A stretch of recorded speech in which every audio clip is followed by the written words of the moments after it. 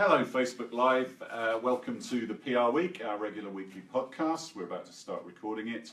It's the last one of the year, very excited, got special clothing for the occasion, and very pleased to have Andy Polansky, CEO of Weber Shandwick, as our guest, PR Week's Agency of the Year. So yeah, we're going to go ahead with recording. Thank you for watching this year, and if you've got any comments or you want to feedback or heart or hate us, then please start doing so on Facebook Live.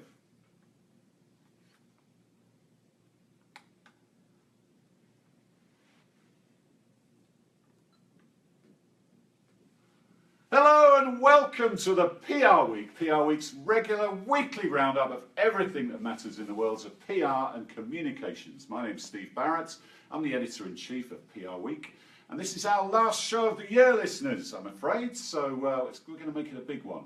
And we have a fantastic guest to see us into the new year. It's Andy Polansky, Chief Executive Officer of Weber Shandwick. How are you doing, Andy? I'm doing great. Nice good to be here with you. It's good to have you here. Yeah. Happy holidays. Yeah, happy holidays to you. Thanks for squeezing me in here at the end of the year. Well, very kind of you. We saved the best till last, you know. That's what we do around here. I've got Frank Washkuch here as well, our news editor and regular correspondent. How are you doing, Frank? I'm doing well, thanks, as usual. Yeah, you looking forward to the holiday party this evening? I am, I'll be there. Yeah, well that's something. At least you're turning up this year. At least I'm... And you've got the day off tomorrow. So that's right. I might be extra festive this year. So I'm going to have to do the breakfast briefing, getting up at 5:30 to do what you normally do, which I'm really looking forward to, as you can imagine. Anyway, let's get into it. We're going to talk to Andy about the year and looking forward. We'll talk about Carrier Corporation and Donald Trump saving jobs. We'll talk about a great column that Bill Nielsen, former J&J communicator, did on Walter Cronkite and the search for truth, a topic everyone is thinking about, I think, as we move into 2017. Another firm has been bought by a professional services company, which is a bit of a trend, so we'll talk about that. Another Donald Trump story. He is the news at the moment, pretty much, so he met with all the tech sector CEOs yesterday. We'll talk about that. And the big story of the week, obviously, is the cutest pet in PR. And that's our little holiday fund that you can find at the website, prweek.com. And I'm sure Andy's got some interesting input into that. But Andy, let's start with you. How's the year been for you? You were our PR Week Agency of the Year. You were our Global Agency of the Year. So that kind of reflected last year. Is this year been just as good, and how's it been for you? Well, it's been another very strong year for Weber Shandwick, and what's interesting is it's been pretty consistent around the world. We've seen double-digit growth in a lot of our markets, on top of double-digit growth the year before.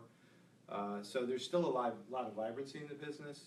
We've had some big drivers in terms of, if you look at our healthcare business, certainly our consumer marketing business, corporate reputation, and again, that's been pervading our business across the different markets. So it's been another good year, and I'm pretty optimistic as we look forward. And how much has marketing-related work and work that might be going through the CMO or the marketing department rather than the CCO, how much has that contributed to your growth? Well, things are becoming so much more integrated now. In some respects, it's hard to deconstruct that sometimes. Although I would say that more and more we're playing a larger role on the IATs that major corporations form to put all their agency partners around the table. And what's an IAT? Excuse my ignorance. Essentially what it is, it's a lot of companies... Integrated agency team. Yeah. Right. Yeah, and a lot of companies are trying to really get the best minds around the table, regardless of what discipline they may be coming from, break down those silos, and just get some good strategy discussion going. And I find that we're much more front and center now in a lot of those discussions. I think certainly they're giving our chops in digital and social, consumer marketing more broadly, but also I think companies more and more recognizing that reputation is so critical and often informs what the marketing strategy should be. So it's been an interesting year in a lot of respects, certainly for Weber Shandwick, but I think there's a lot of opportunity for the industry overall. Yeah, for sure. And Martin Sorrell, the WPP CEO, often talks about these years as quadriennial. Is that the right word, Frank? Where you might have added a syllable there, I think. Yes. Quadrennial, I think. Quadrennial, where you've got the Olympics in the year, you've got the presidential election, and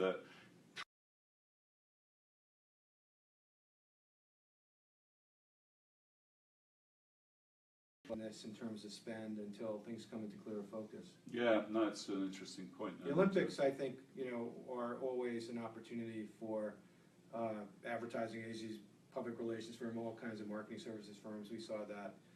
We did a fair amount of work down in Rio, for example, and do a lot of work too in the bid world. We're very excited to be representing Tokyo 2020.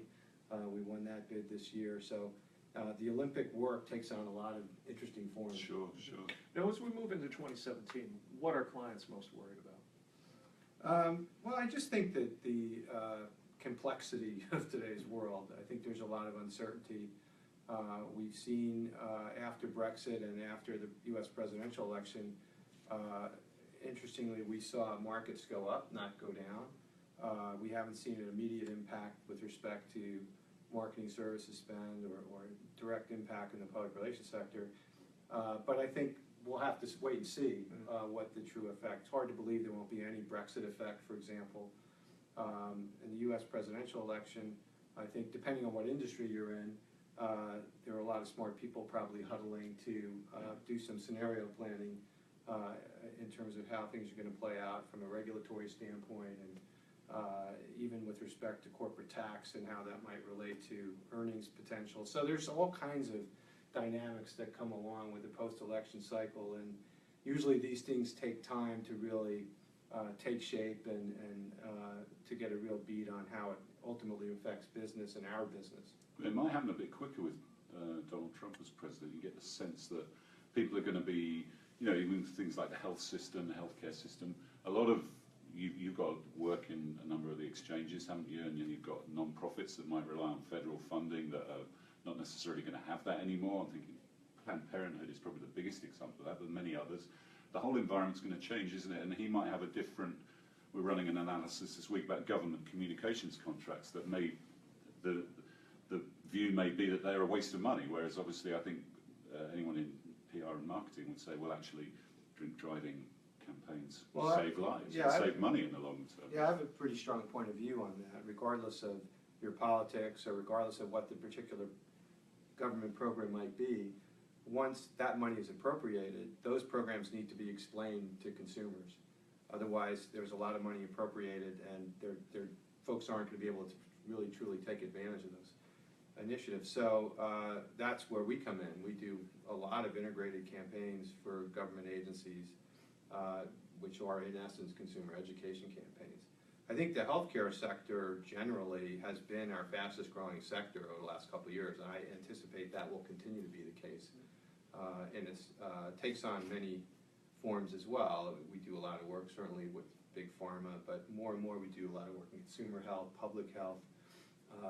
We did the acquisition this year of Revive Health, very much specialized in B2B and business of health. So there's a lot of dimension to that business. It's oftentimes a global business. A lot of multinationals in the health sector look for agency partners to represent them in multiple markets.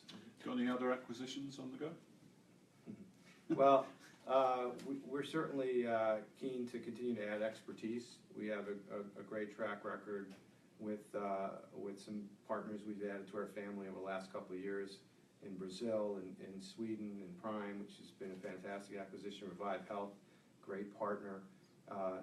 We're looking a little less about geography and really more about how we continue to add expertise that's complementary to what we have. But as you know, most of our growth has come organically. We've got terrific people around the world, and we are deepening our relationships with our key clients.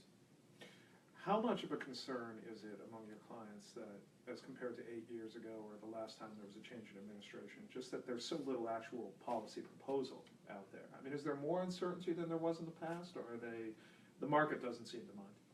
Well, I think the market doesn't seem to mind at the moment. We'll see how things play out over time.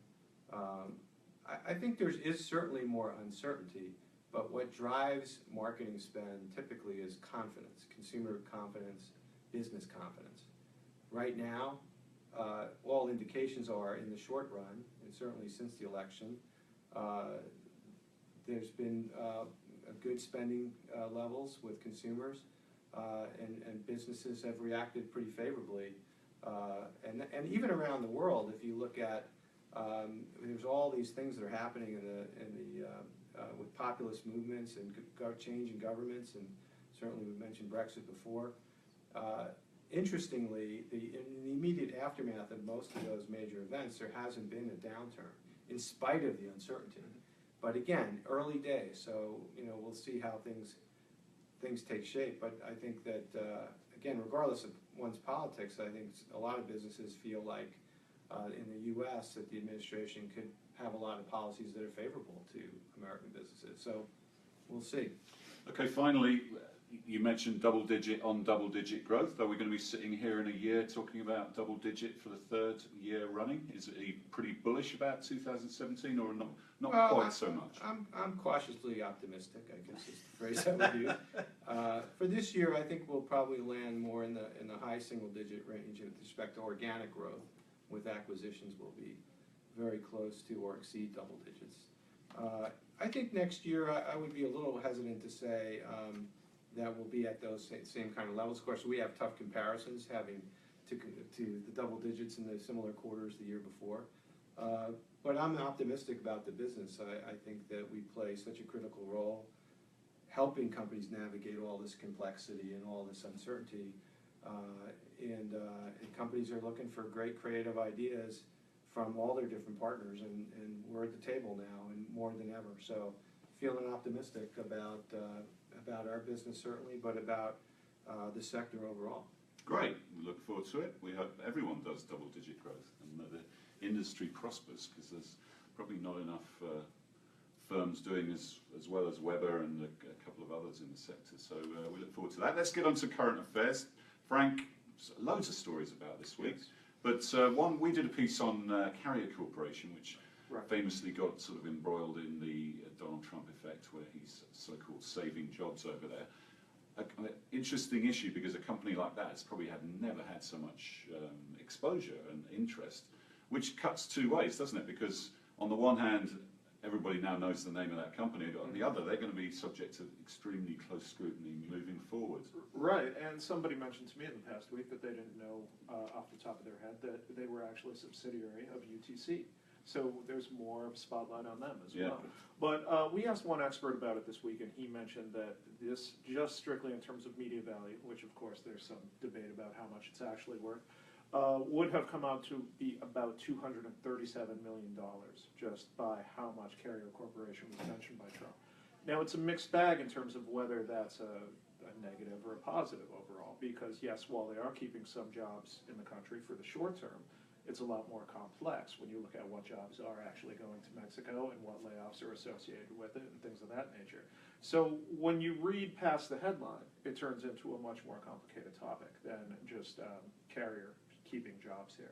So while an expert can say it's worth $237 million or almost $240, it's actually a much more complicated story when you get past it. Andy, if you were advising them, I don't know if they're a client, but what would your advice be to them moving forwards? Well, I think what I would really focus on is, and we advise companies about this all the time, there's much more of a heightened awareness about risk generally. So it might be driven off an event where the president, in this case, tweets, and all of a sudden you become a focal point of attention. But it can come from activist, shareholder, it can come in so many different forms. And we find that companies often focus on the integrity of their systems from an IT perspective. There's a lot of different layers that they look at across functions to prepare for crisis, but not necessarily from a communication standpoint, and have the right kind of culture and readiness to deal with the kinds of issues that in today's world, with everything being so transparent and so public and communications moving so quickly, I think companies need to rewire themselves to anticipate issues and be able to react in the appropriate ways, mindful of all their stakeholder audiences. Sure, that segues nicely into the next story, which is a column that Bill Nielsen, one of our Hall of Famers, PRWeek Hall of Famers and former head of comms at Johnson & Johnson, he took on the theme of Walter Cronkite and his famous sign-off, which was, and that's the way it is, on the nightly news. And a very different media environment back then, but in this sort of era of fake news and post-truth environment, it's not necessarily the way it is anymore, is it? So, Andy, what do you think? I mean, how is that changing the PR profession? Because, you know, are you as a firm and your clients, what you're doing for them, is it more or less important? Well, first of all, I mean, there's no better person than and no one I admire more than Bill Nielsen to talk about the integrity and the principles that we stand for with respect to our profession. You know, I think that it just underscores how important our role is. I mean, fake news, big problem, real problem. And I think we have to, as an industry, come together and work together with news organizations, with all kinds of publishers, with platforms, and really address this issue. And more, of course, we're not to compare brand content with journalism, but we're often in a position where we're putting out information for companies, and it's so important that we do that with you know, an authentic way, and we live up to important standards with respect to integrity and ethics. I think it's a very dynamic environment, and I think we're looking to work with the industry associations. I think Arthur Page is certainly focused on this issue, but a lot of industry organizations and a lot of my friends who are principal of other agencies are rightly focusing on this. It's something that's got to be on our radar, and it's something that we're not going to solve overnight. But it's a really important issue in the media world. I think the media, I should add, I think has been unfairly tarnished with the same brush. There are obviously a lot of amazing journalists who play such a vital role in our society, putting out factual information. I appreciate that. And, Thank you. and that's been, you know, I think with all this coverage about fake news, it's I think in all the polling you see, trust in media has never been lower, and that's a problem for us as a society. It is, Frank, isn't it? Because you know, if nobody's listening and they've got set views that all they want to reinforce, then it makes it difficult for us in the media, doesn't it? Yeah, I was going to say, don't you think a lot of the onus in this category falls on Facebook and Twitter to really just find a way to sort this out?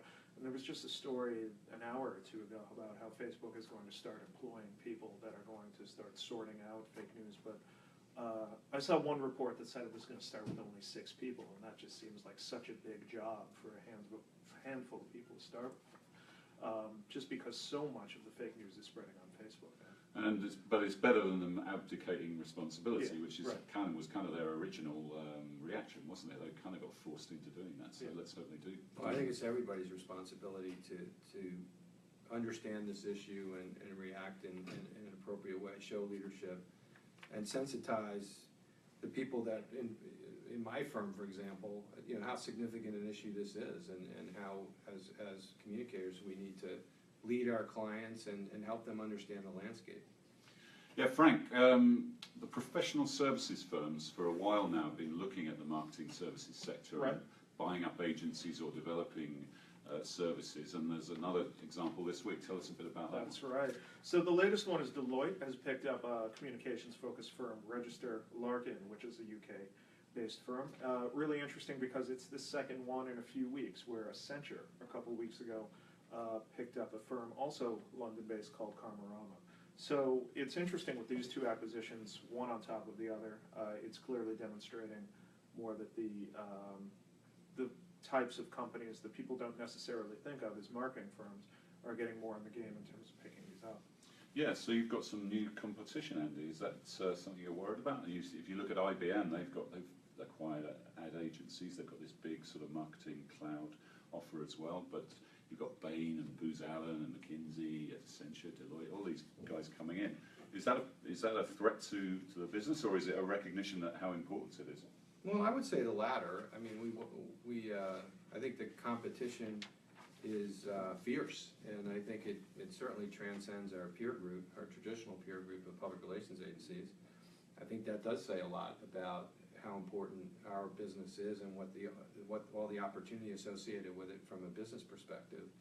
It's not surprising nor unusual that a professional services firm would look at adjacent type businesses and look for new revenue streams. To me, though, the thing that public relations agencies or marketing services agencies have in terms of advantage is creative.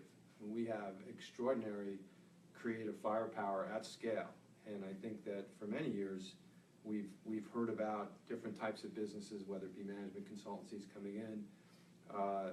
I think they've certainly done a lot of interesting things on the back end from a technology standpoint. If you look at all the penetration they've done in the digital space, but they don't have our creative. At the end, what companies hire us because we're an intellectual capital business. We have amazing people who are extremely creative, who bring solutions every day, and I think that will continue to carry us forward. And we're always going to see new competition, but I feel pretty good about where we sit. Yeah, they don't have creative, but they do have the ear of the CEO, don't they? Which is possibly the area where they do have the advantage, because that would, not saying PR firms don't have the ear of the CEO, but the consultancies, usually that is their client, isn't it? Well, I don't really see, when one really understands how relationships typically work, and when we get engaged in marketing-related assignments, we're not typically working with the CEO. We work with the CEO quite a bit, of course, in the corporate realm on issues and things of that nature. But I don't really see decision-making happening that way. And I think more and more we have a door into the C-suite, whether it's the CMO, the CCO, the CEO. So again, I feel really strongly about our firm and our sector and our profession in terms of how we're looked at and in relation to any other types of professional services businesses. Okay. Let's move on to the next story. I would love to have been a fly on the wall at that meeting at Trump Tower yesterday when all the tech CEOs joined the president-elect and Peter Thiel. And his kids. Oh, yeah, they were there as well, were they? Yeah. Getting in on all of it. Takes them everywhere. But fascinating subject, isn't it? Because there's been a lot of chat recently about the tech sector and empathy and their social responsibilities, and also celebrating their innovation. We were talking about this last week. But Frank, what was your take on it all? And we haven't got a lot out of it, have we, in terms of how the discussion went? There haven't been so many leaks so far. Yeah, well, it seemed that the gossipy news angle that came out of it was that Jack Dorsey wasn't invited. And Trump may or may not have taken a swipe at him during the meeting, saying that some companies wanted to come, but they just weren't big enough. Yeah. So, that was one interesting part of it. A few of the CEOs, Microsoft, Satya Nadella, and a few others kind of escaped quickly after the meeting, which tells you it was a bit uncomfortable. But it's an interesting meeting because that's an area where he didn't have a heck of a lot of support, not just in California and in the Valley, but especially in the tech sector. And, part of it is cultural, and part of it is that the way that sector feels about immigration. And so, those two things combined, I think it was bound to be a bit of an uncomfortable meeting. Yeah. Peter Thiel was there, of course, too, who was a bit of a different relationship with Trump. Yeah, it was an interesting meeting. Andy, did you, any of your clients in there give you a heads up on Well, I don't want to talk about my clients, but I think that clearly there's a reality to how important, again, putting politics aside, the tech industry does extraordinary things for our world and the U.S. economy, and all sides are going to have a recognition of that, right? And we talk often about public-private partnerships, and governments need to figure out how to work with the business community. So I suspect it was an important reset conversation. I wasn't in the room, so I can't really view exactly what was said, but I think an important conversation. Does America shout loudly enough about those fantastic businesses that have really changed the world? So I'm talking Apple, Microsoft, Uber, Airbnb, Facebook, Google, Pinterest, Twitter. These are amazing companies that sometimes you think that, and this gets to this whole empathy thing that was the subject of a piece by Malik in the New Yorker. There doesn't seem to be a celebration of that innovation and creativity as much as maybe you would expect. Well, I don't know that I necessarily agree with that. I think there's a broad recognition of the extraordinary things that those companies do. With respect to empathy, I think sometimes there's a critique, not just to tech companies, but to take it broader. Are companies doing enough with respect to social impact? That's something we always advise companies. I think consumers more and more are very keenly interested in the companies behind the brand and what are the values of the company. So, you know, that's something that should be front and center for any corporation, and it's going to help them if they focus on making that sort of difference. I think it's going to have a favorable impact on their business. On Malik quoted the example of a self-driving truck company disruptor, you know, which has the potential to put hundreds of thousands of jobs, lay waste to hundreds of thousands of jobs, and that was kind of Trump's bedrock of support, wasn't it? Industries that had been totally disrupted by innovation or just progress. I mean, do innovative companies and disruptors have any sort of responsibility to the industries they're disrupting, or is that just the nature of business and competition? Well, I think it is the nature of businesses and competition. If you look through history, certainly there's always innovation, and it changes the nature of the workforce and the workplace, and you know, that's a continuum. We'll continue to see that over the years. I don't know that I think it's again, companies need to look at that, government needs to look at that, but you know, there needs to be retraining, and people need the right skill sets regardless of how the economy evolves. So I think it may be unfair to put all the onus on tech companies to fix that issue. Okay, let's get to the real big story of the week, shall we, Frank? It's the cutest pet in PR, right. Our inaugural competition, which we've put together this week in a special holidays, bit of fun for the holidays. And we've had like 1,500 votes, haven't we, for our 12 cutest pets. Obviously, you've been tied to the vote all week. Can you tell the listeners who you voted for? I've been taking exit polls and been tracking it the whole way. In fact, I printed all of our cutest pet candidates out here because I didn't want to miss any. But there's a lot of support out there for Samson, and his pet parent is Thomas Gensimer, the Chief Strategy Officer person. Yeah. He's been using his old political skills to mobilize the vote, I think. Yeah. Good-looking 8-month-old English Cocker Spaniel, loves his Purina One, peanut butter, and chasing wild deer on the beach. There you go. So there's that. But actually the leader is a dog called Koki, isn't it? Who's got 27,000 Instagram followers, and that's swaying the vote at the moment. I guess we'll see how the polls turn out. Yeah, well, that's a good point, yeah. If it'll be You never know how the polls You never know. You really don't. So, Andy, have you voted yet? I haven't voted, but if I were to vote, I would do a write-in for my good friend and business partner, Gail Hyman. Her two pugs, Rosie and Lila, are extraordinary. Both have charismatic personalities. Just like their owner. Cute, Yeah. indeed. Yeah, yeah. So you a cat or a dog person? I'm a little bit more of a dog person, but I've become, my son showed up with a cat one day a few Thanksgivings ago, so one becomes a cat person pretty quick. Yeah. My other son came home with a bunny. I did not become a bunny person really quickly, but... We do have one hamster in the top 12.